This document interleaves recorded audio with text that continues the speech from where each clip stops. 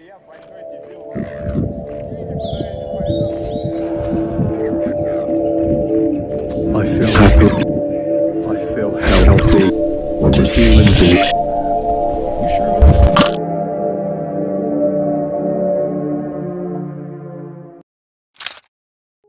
Hammamiz bilamizki, Daft Boom'dan serialini olib qo'yishdi va u endi hech narsa qila olmaydi. Ammo u yaqinda yangi serial chiqarishni boshladi va u serial Half-Life o'yiniga tegishli va unchalik ham qiziq emas. Ammo 12-epizod chiqqanidan keyin men fikrimni biroz o'zgartirdim. Bugungi videoda biz Human Being serialini tahlil qilamiz va bu serialni kelajagi bormi shuni ham aniqlaymiz. Hammaga salom, sizlar bilan Speaker Boom.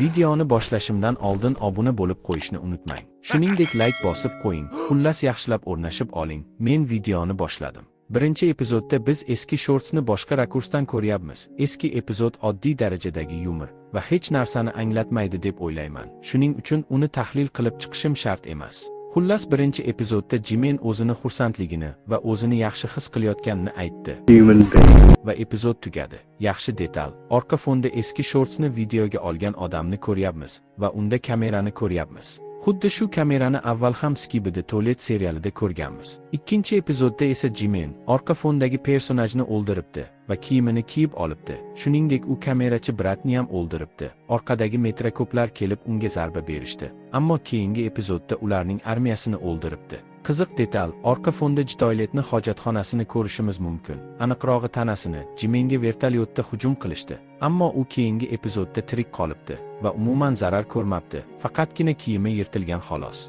U yana o'zining gapini qaytaryapti, ammo orqadagi odam iqtibos. Sening ishonching komilni dedi va biz birinchi marta u qanday odamni o'ldirganini ko'rdik. Shuningdek, hamma epizodda orqa fonda door closerni ko'rishimiz mumkin va 4-epizodda iqtibos ular kelmoqda deb yozilgan va o'sha epizodning opisaniyasida mavjudot berserkka aylandi deb yozilgan. Va o'sha epizodda Skibidi Toiletdagi berserkni modelini ko'rishimiz mumkin. 5-epizodda qiziq narsa deyarli yo'q, balki bordir. Ammo men Half-Life o'yinini o'ynamaganman. Eng qiziqarli narsa bu, Jimen jiddiy yuz qildi va bunday yuzni Daft Boom'ning Twitter'dagi avatarkasida va uning Skibidi Toilet serialini 3 yilligi uchun qilgan postida ko'rgan edik. Aytgancha orqa fonda yana door closerni ko'rishimiz mumkin. Xullas 6-epizod ham deyarli shunday qiziqarli detallardan bo'lsa kambaynlarni ko'rdik. Sizlarni bilmayman-u, ammo menga 7-epizodda kachество tushib ketgandek tuyulyapti va xuddi epizod render qilinmaganga o'xshaydi. Eski epizod bilan solishtirib ko'rsak anchagina farq bor.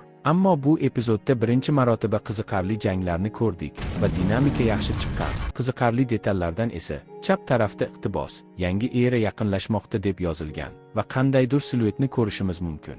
Qanday eraligini bilmayman-u, ammo bu epizod chiqqaniga ancha bo'ldi va hali ham yangi erani ko'rmadik. Bu epizodda kambaynlar oddiy odamlar bilan jang qilishmoqda va o'sha odamning biri Jimenni kambaynlardan bittasi bo'lsa kerak deb raketa otdi va epizod tugadi.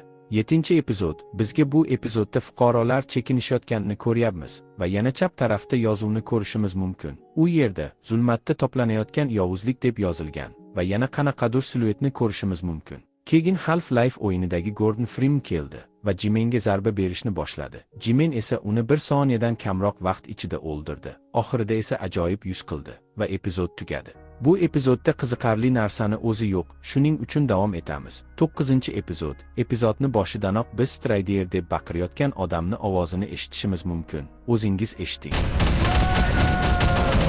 Jimen har doimgidek o'zining gapini aytdi va Striderni ko'zdan chiqqan lazer bilan o'ldirdi. Juda ham qiziq narsa. Gap shundaki, Jimen ham Gordon Freeman ham ko'zdan lazer otisha olmas edi va shuningdek avval Jimen birinchi bo'lib hujum qilmas edi. Menimcha bu narsa animator Strider bilan bog'liq bo'lsa kerak deb o'ylayman. Qisqa qilib aytib o'tib ketsam, Strider invizlarga 80-epizod qilishda yordam beryapti va Daft Boom'ni qoralagan edi. Shuning uchun u Striderni animatsiyasiga qo'shgan va u kommentga yomon Strider deb yozib qo'ygan. Ha mayli, nima ham derdim. 10-epizodda Jimen fuqarolarni o'ldirayotganini ko'rishimiz mumkin. Biz Jimen Striderga aylanganini ko'rdik va u har doimgidek gapini aytdi. Orqada qandaydir odam raketa otdi va epizod tugadi. Bu epizod unchalik ham qiziq emas va syujet deyarli yo'q. Bunga sabab o'sha Strider uchun maxsus epizod deb o'ylayman. 11-epizod. Bu epizod juda yaxshi qilingan, ammo erinchoqlik bilan. Bu haqida keyinroq aytib beraman. Xullas, epizodni boshida bir necha odamlar uni maqtayapti.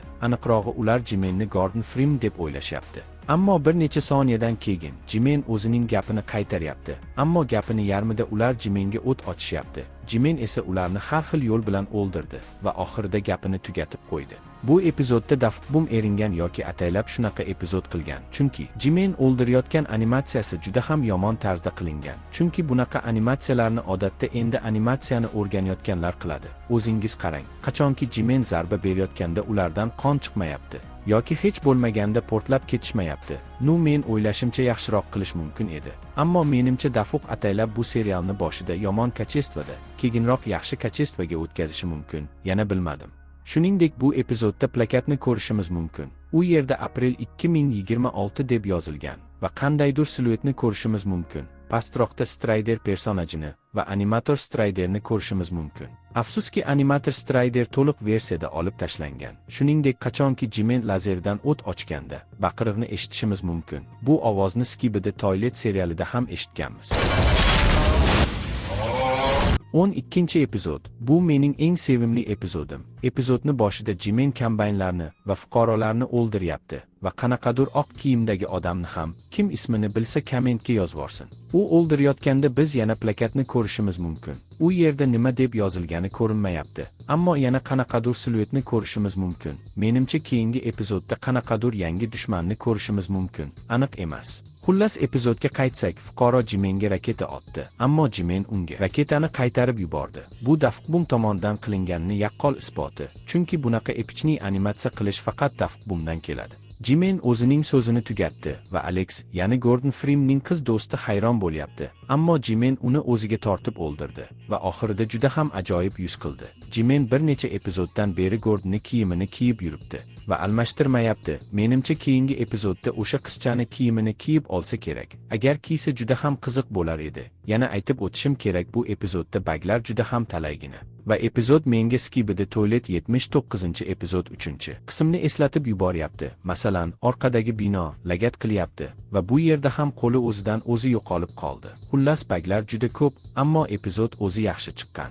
Bu serial Skibidi Toiletdek emas, ammo undan yaxshiroq bo'lishi mumkin. Lekin prosmotrlarga qarasak yaxshi, ammo Skibidi Toilet bilan solishtirsak juda kam deb o'ylayman va bu narsa Daftbumni motivatsiyasini tushirishi mumkin. Yana bir ma'lumotni aytib ketsam, Hume Bainning tarjimasi taxminan odam odamligini isbotlamoqchi bo'lgandek ma'noni anglatadi. Bu serialda esa u odam emas, ammo odam ko'rinishida. Menimcha bu olimlarning muvaffaqiyatsiz eksperimenti bo'lsa kerak. Yana bilmadim. Shuningdek, bu gap internetdagi bir odamning so'zi. U adashmasam 2 yildan beri faqat shu gapni qaytaradi va boshqa temada video olmaydi. Aytgancha biz 5000 ta bo'ldik va men hammangizga rahmat aytmoqchiman. Bu oddiy son emas. Bu men uchun ko'p narsani anglatadi va men bundan juda ham xursandman. Keyingi maqsad 10 ta bo'lish. Men 5000 tadan keyin montaj sifatini oshirmoqchi edim. Ammo men yoki tezroq video qilishim kerak, yoki sekinroq va haftalab video tayyorlashim kerak. Meni vaqtim bo'lmayapti video tayyorlashga. Men g'arblik youtuberlarga o'xshab har kuni video tayyorlamayman va menda ssenaristlar yo'q. Ammo men montajni yaxshiroq qilishga harakat qilaman. Agarda sizga video yoqqan bo'lsa, like bosib qo'ying. Shuningdek, obuna bo'ling agar obuna bo'lmagan bo'lsangiz. Hammaga xayr, keyingi videolarda ko'rishguncha.